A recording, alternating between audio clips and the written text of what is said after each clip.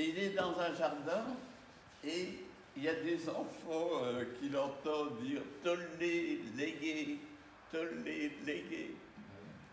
Ce qui veut dire « prends et lis ». Et il comprend ça comme une parole qui lui est adressée à lui.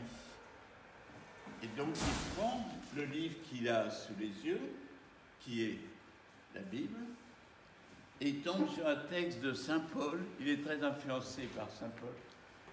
Texte de Saint Paul qui dit « Repentissez-vous, arrêtez de forniquer, assez de luxure et de cochonnerie, on dit aujourd'hui. » Et il dit « C'est incroyable. C'est la Bible qui s'adresse à moi. » Quelquefois, on a cette impression-là en lisant un livre.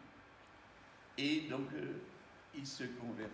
Une fois qu'il est devenu catholique, sa mère est rassurée, pas tant du point de vue moral que pour la carrière de son cher petit. Parce que, oui, la religion catholique, chrétienne est devenue, il n'y a pas encore la scission avec les protestants, hein, mais il y a déjà la scission avec les orthodoxes.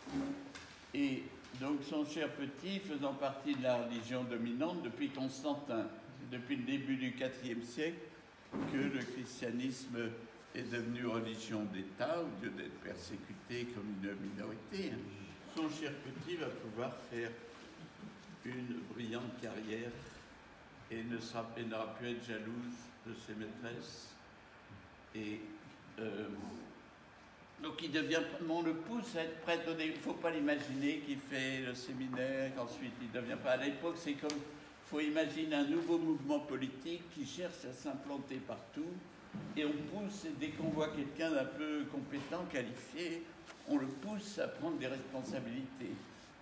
Et c'est le cas de Saint-Augustin qui au début ne voulait pas être prêtre, encore moins être évêque ensuite, alors qu'il dispose évidemment d'un pouvoir considérable et au point même d'utiliser quelquefois malheureusement la force physique contre ses adversaires.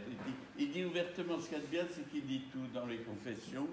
Il dit les arguments théoriques, c'est très bien, oui, je suis pour. Mais enfin, quelquefois, c'est plus rapide et efficace, donc on peut utiliser la force et la violence. Donc il fait appel à l'empereur qui se déchaîne contre les adversaires de Saint-Augustin.